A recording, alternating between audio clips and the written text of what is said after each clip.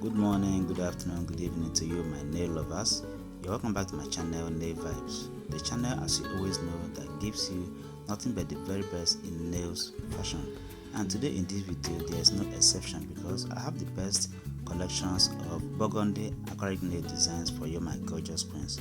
So in order for you to enjoy this video, watch from the beginning to the end, so that at the end you will choose the best slide or slides to make or even combine on your nails. So if that coming occasion of yours has to do with burgundy color, please watch the video because it is meant for you.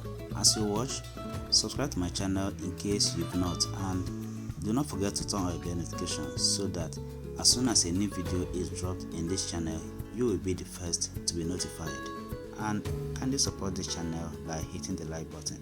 Like the video and also feel free to share it to your friends and your loved ones, and you can also save it for a later use.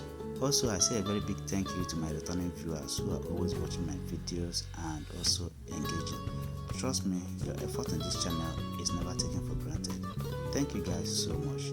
So ladies, at the end of the video, you can go down to the comment section and tell me what you think or what you feel about my video or my channel in general. And in case this is not really what you want, you can go down to my channel to see other videos that I have on other nail designs. You can also watch from there and pick different slides to make on your nails.